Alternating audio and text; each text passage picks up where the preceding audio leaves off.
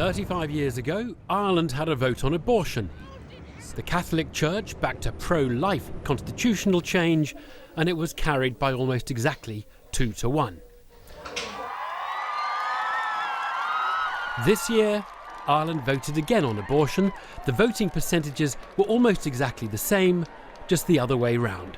The Church didn't get its way. Ireland was divided in the 80s, it remained divided now, but 2/3 were happy to ignore Catholic advice.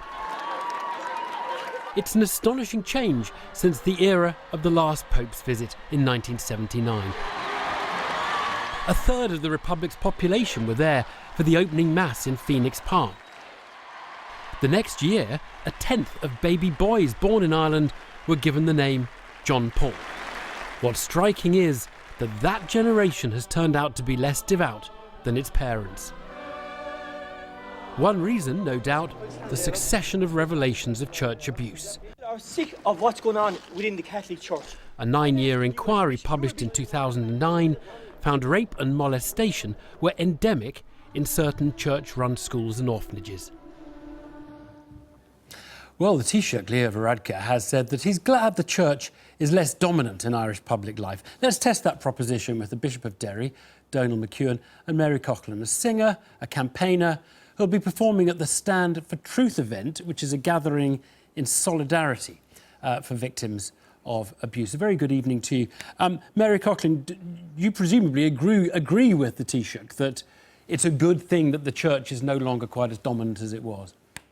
It's a very good thing. I agree with him, and there are many reasons for that, and most of them are all the allegations that have been levelled at the Catholic Church. People know nowadays what happened in Magdalen laundries, what happened in schools, what happened in institutions. Father Eugene Green in Donegal was accused of and convicted of raping 26 boys.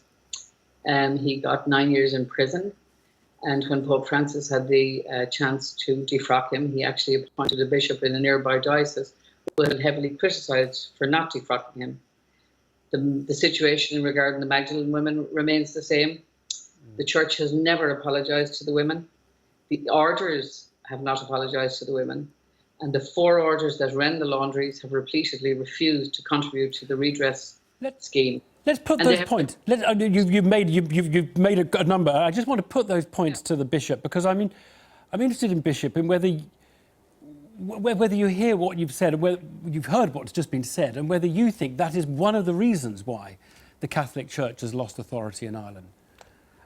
Clearly, that is one of the very significant reasons that gives rise to an enormous amount of anguish and pain and anger across Ireland. And I'd be the first to recognise that. Clearly, that's part of a bigger picture as well, where I suppose the ideology of any society is the ideology of the ruling class, as old Karl Marx said. There's a new ruling class in place, and clearly a new ideology in place. And all the scandals have simply contributed to the dominance of that new ideology and to a huge embarrassment and humiliation of church in many quarters. That, I don't think, is a bad thing. It may be very painful, but I don't regret that happening at all. Right, so that's the bit I wanted to get you to. So, Bishop McEwen, are you saying you don't regret, you agree with Leo Varadkar that the church was too dominant and perhaps even infantilising of people because they felt scared to speak up in the 50s and 60s and 70s? Well, I think certainly power corrupts, as we know. Absolute power corrupts, absolutely. I happen to be living in the north. I've always lived in Northern Ireland in the UK, and therefore our relationship with the state, the Catholic population's relationship with the state in the north is quite different, in that you were always a minority. And of course we had the troubles and a much stronger sense of identity.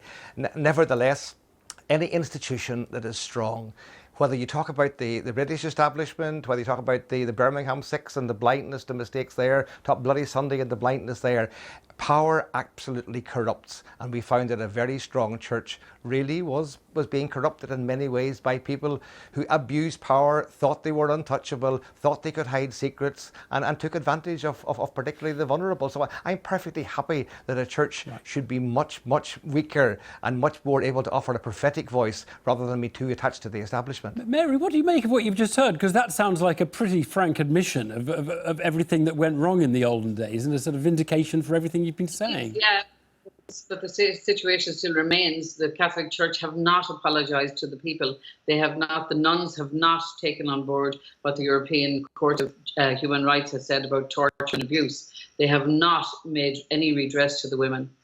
9 young men are buried in a cemetery not far from where the bishop comes from in Donegal in Curtahurk, and another one 16 years of age, all of them victims of sexual abuse by clerics. Right. Let me ask you, Mary. Sorry, what role you would like for the church? Obviously, here in Britain, in England, the Church of England it exists in the background. It's nothing like as prominent as the Catholic Church has been, or probably is in Ireland. What would you like the relationship to be? Well, I think that Pope Francis is coming, and we know that he'll arrive tomorrow. He could have taken a step to meet some of those people. He said he had a very tight schedule, one extra day to meet the thousands of people, the hundreds of women and the hundreds of boys and men who are left in Ireland in perpetual sorrow and pain. He could have taken time out to meet them. And the least they can do is to put their hands up and say, we did it, we colluded with the state. Enda Kenny in 2013 gathered women in the Dáil, and I was there with some of the women from the Magdalene Laundries. He apologised on behalf of the state. He said that the state actually referred children to Catholic institutions. The Catholic Church has not apologised. They've said they're sorry, but they've actually done nothing about it. The Pope has an opportunity, had a perfect opportunity to come here and do something about it. He could have just done that. He doesn't have to say mass to people who believe in the Catholic Church. He could have met... Let me talk to the Bishop again, because I mean, Bishop, what's so interesting is how among liberals across the continent who feel they've had a very bad few years, across the West really, populist uprisings everywhere in the democratic form, they look at Ireland and say that Ireland's become the last holdout of sort of pure liberalism. It's become it's gone from being the least to the most liberal state in Europe. I mean, is that how it feels to you?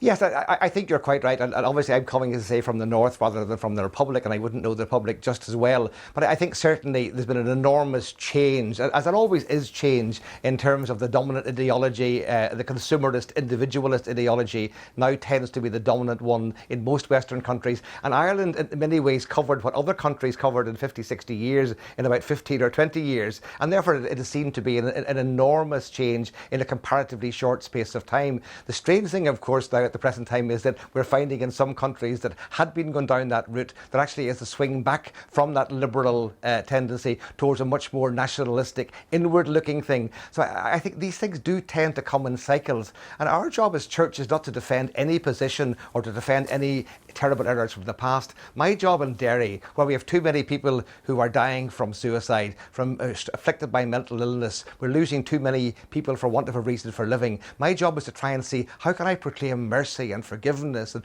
belonging and hope into a society where in large parts of it there's a sheer lack of hope, lack of confidence, Bishop, lack of pride in themselves, lack of dignity. And the whole Congress on the Family that we've had for 3 days and this weekend is about trying to reaffirm, how do we put the needs of children above the wants of adults? Bishop and Mary too, thank you both very much. Thanks for talking to us. Thank you.